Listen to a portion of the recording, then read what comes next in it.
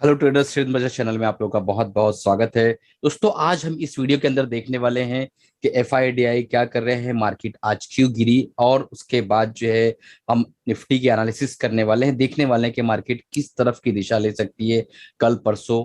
और दोस्तों, इसके अंदर सबसे इंपॉर्टेंट पॉइंट जो मैं आपको बताने वाला हूं कि मार्केट की गिरावट में आज के दिन मैंने क्या बाय किया, ये एक इंपॉर्टेंट पॉइंट होगा देखने के लिए। तो इस वीडियो में मैं डिस्कस करने वाला हूं कि मार्केट के अंदर जो है मैं इस वक्त क्या कर रहा हूं। तो दोस्तों, पूरा कंप्लीट वीडियो बिना स्किप किए देखिए ताकि आप सारी चीजों को समझ सके। तो सबसे पहले देखिए दोस्तों, यहाँ पे आपको दिखाई दे रहा होगा कि एफआई ने जो है यहाँ पे इस वक्त जो है बहुत धमाकेदार सेलिंग की है। पिछले सेशन में इन्होंने जो है 28,000 करोड़ के आसपास की बाइंग की थी, और इस बार जो है इन्होंने जो है नेट सेलिंग की है 2,962 करोड़ के आसपास, और डीआई ने 252 करोड़ के आसपास की बाइंग की है। तो यहाँ पे आपको एक चीज समझ में आ रही है कि एफआई जो है अगेन सेलिंग के प्रेशर बनाने की कोशिश कर रहे हैं, और डीआई के अंदर अब वो दमखम नहीं है, क्योंकि पिछले सप्ताह कंसिक्यूटिवली जो है डीआई बाय कर रहे हैं 3,000 करोड़, 4,000 करोड़, 5,000 करोड़ तक की बाइंग उनकी चल रही थी, और एफआई जो है धमाकेदार सेलिंग कर रहे थे। तो डीआई उसको कॉप अप कर रहे थे और मार्केट को स्टेबल रखने की कोशिश करें। जो पिछले हफ्ते 4-5 दिन कंटिन्यू गैप अप ओपनिंग हुई और हम हायर साइड की तरफ आए, ऊपर की तरफ आए, तो उसके पीछे डीआई का बहुत बड़ा हाथ था। बट अब जो है ऐसा देख के लग रहा है कि डीआई के पास अब उतना दमखम बचा नहीं है, और इसी वजह से देखिए आप 252 करोड़ की केवल यहाँ पे बाइंग डीआई ने की, और एफआई ने जो है 2,962 करोड़ के आसपास की सेलिंग की है। तो अब दोस्तों देखना यह है कि ये चीज इंडाइसिस पे क्या इफेक्ट डालती है, हम वो देख लेते हैं। निफ्टी 50 देखिए आप 1% के आसपास की गिरावट दर्ज की, 17,117 पे निफ्टी ने क्लोजिंग दर्ज कराई। निफ्टी बैंक जो है 36,018 पॉइंट पे जो है बंद हुआ, और 1.1% के आसपास गिरावट देखने को मिली। Nifty mid cap 0.3%, Nifty small cap 0.2% up रहा। तो यहाँ एक चीज समझ में आती है कि निफ्टी मिड कैप जो है दोस्तों वो थोड़ा कम गिरा, निफ्टी स्मॉल कैप ऊपर की तरफ गया है। तो ये जो एनालिसिस यहाँ पे आपको मैं बताने की कोशिश कर रहा हूँ कि जो परसों की जो बाइंग थी, जो 3 दिन पहले जो बाइंग हुई थी, एफआई ने बाई किया था, मैंने वीडियो बना रखा ऑलरेडी, आप जाकर यहाँ पर देख सकते हैं। मैंने इस वीडियो के अंदर वो चीज बताई है कि निफ्टी ने जो है बाय किया है एफआई ने। तो जो बाइंग है ना दोस्तों, क्लियर कट दिखाई दे रहा है कि वो मिड कैप के अंदर आई है, क्योंकि आज जो चीज दिखाई दे रही है यहाँ पर, उससे क्लियर कट अंदाजा लगाया जा सकता है कि सारे के सारे इंडाइसेस गिरे हैं सिवाय निफ्टी मिड कैप और स्मॉल कैप के। तो मिड मिड कैप या स्मॉल स्मॉल कैप में कहीं ना कहीं वो पैसा आया है दोस्तों। तो आप चलते हैं दोस्तों, वीडियो शुरू करते हैं, एनालिसिस स्टार्ट करते हैं। इससे पहले वीडियो शुरू करो दोस्तों, आपसे गुजारिश, अगर आप बिगनर्स हैं और हमारे चैनल पर अभी तक सब्सक्राइब नहीं किया है, सब्सक्राइब कर लीजिए, बेल बटन दबा दीजिए, ताकि जब भी नए वीडियोस डालू आप लोगों तक पहुंच सके और आप उससे फायदा उठा सके। और ये ज्वाइन मेंबर का बटन यहाँ दिख रहा है दोस्तों, ये जब बटन आप ज्वाइन कर लेते हैं, सब्सक्रिप्शन कॉस्ट बहुत कम है, आप यहाँ पे विजिट करिए, आपको आइडिया मिलेगा। तो इस सब्सक्रिप्शन के बाद आपको जो है डेली जो है एक बेहतरीन वीडियोस जो है डे ट्रेडिंग के हिसाब से सेटअप मिलता है आपको। स्विंग ट्रेडिंग्स जो रहते हैं उसका सेटअप मिलता है, मैं क्या खरीद रहा हूँ क्या बेच रहा हूँ, वो सारी चीजें आपको इस ज्वाइन मेंबर बटन के लेने के बाद आपको मिलेगी। अब चलते हैं निफ्टी के एनालिसिस शुरू करते हैं। निफ्टी 50 का चार्ट मैंने ओपन कर रखा है। ये ब्लैक लाइन 200 मूविंग एवरेज है, ये जो है रेड लाइन 50 मूविंग एवरेज है, और ये जो लाइन दिख रही है आपको 20 मूविंग एवरेज है। तो यहाँ पे आप देख पा रहे होंगे कि क्लियर कट जो है निफ्टी यहाँ पे अवर्ली टाइम फ्रेम में अगर देखें तो एक बुल ट्रेंड बना चुका है। अब मैंने जैसा कि कहा था ऑलरेडी, आज टेलीग्राम चैनल पे मैंने पोस्ट किया था कि रिट्रेसमेंट अभी होना बाकी है। तो अगर हम डेली टाइम फ्रेम में जाएं और देखने की कोशिश करें कि इस तरीके से हम लोग ने एक तरफा जो दौड़ लगाई है यहाँ से लेके, अगर आप यहाँ देखें तो हमने जो एक तरफा यहाँ से दौड़ लगाई है और ऊपर की तरफ सीधा गए, तो इस तरीके से मार्केट नहीं चला करती है दोस्तों। तो यहाँ से कितना रिट्रेसमेंट हो सकता है, हम जो है यहाँ पे एक काम करते हैं, एक फिबो ड्रॉ कर लेते हैं। नीचे से हम ऊपर की तरफ आए, देखिए यहां से हम ऊपर की तरफ सीधा एक लेग में आए, और अब रिट्रेसमेंट जो है दोस्तों बहुत आसानी के साथ 16,800 के आसपास हम आ सकते हैं। तो हम जो है इस लेवल तक आसानी के साथ आ सकते हैं, 1-2 दिन में हो सकता है ये कल ही आ जाए, इस लेवल तक आ सकते हैं दोस्तों बड़ी आसानी के साथ। और अगर इस कैंडल को आप देखने की कोशिश करें तो आपको समझ में आएगा कि ये बियरिश इनगल्फिंग पैटर्न है। तो बियरिश इनगल्फिंग पैटर्न का मतलब आपको पता है कि इस ग्रीन कैंडल को इस रेड कैंडल ने पूरी तरीके से इनगल्फ कर लिया है, तो बियरिश इनगल्फिंग पैटर्न है ये। तो ये पैटर्न एक तरह का जो है दोस्तों एक संकेत है कि हम जो है एक डाउन ट्रेंड की तरफ जा रहे हैं। बट ये डाउन ट्रेंड की शुरुआत नहीं दोस्तों, डाउन ट्रेंड नहीं है, बल्कि ये मैं आपको कहूंगा कि एक रिट्रेसमेंट है जो कि ऑलरेडी पेंडिंग है, और होना चाहिए दोस्तों एक हेल्दी ट्रेंड के लिए। एक रिट्रेसमेंट जो है इस तरीके की होना जरूरी है, इस तरीके की रिट्रेसमेंट होके फिर ये ऊपर जाए तो ज्यादा अच्छा है। तो मुझे ऐसा लगता है कि इस लेवल तक हम बड़ी आसानी के साथ आ सकते हैं। वो लेवल मैं आपको बता देता हूँ। वो लेवल है दोस्तों 16,800 से लेके और 16,900 तक।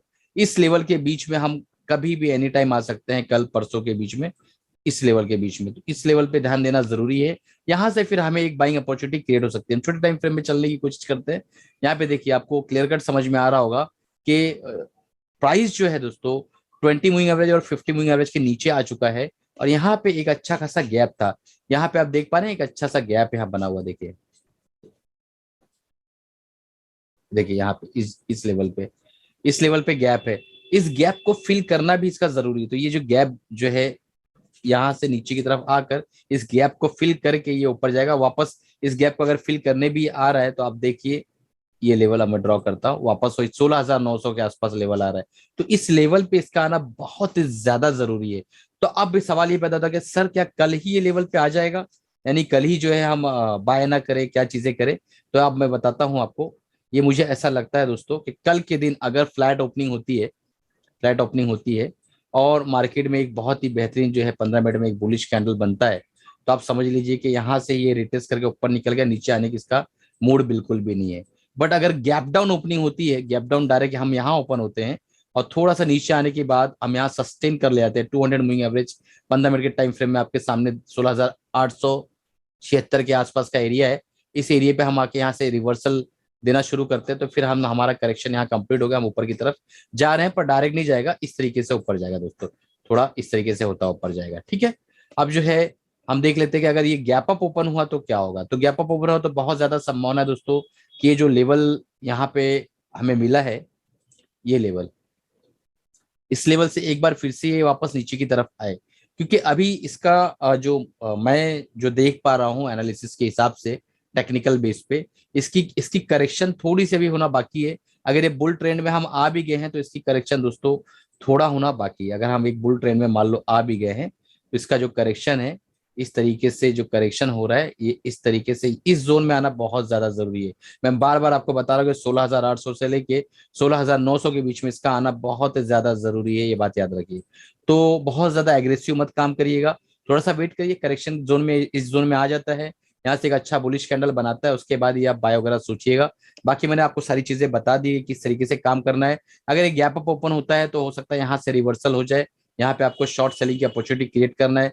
इस तरीके का कोई कैंडल अगर टॉप पे आपको मिलता है यहाँ पर, और उसके बाद कंफर्मेशन के बाद आप यहाँ शॉर्ट कर सकते हैं, छोटा सा आपका स्टॉप लॉस होगा। और टारगेट दोस्तों आगे नहीं होगा, ठीक है, टारगेट ये होगा।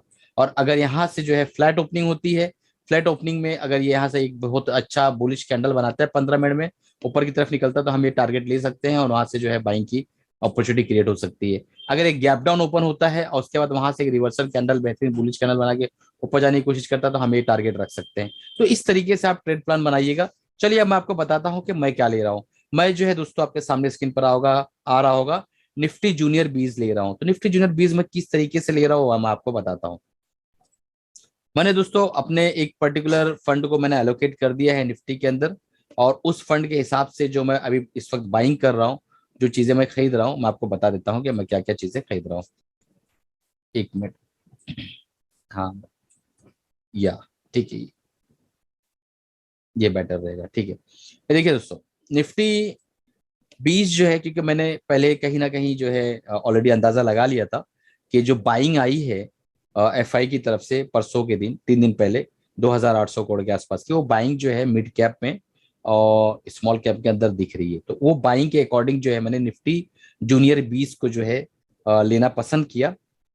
और मैंने ये प्लान किया है कि मैं 5 अलग अलग डिफरेंट डिफरेंट स्लैब के अंदर जो है उसको लूंगा, ठीक है, 5 अलग अलग पार्ट में लूंगा। तो एक एग्जांपल मैं आपको दे रहा हूँ।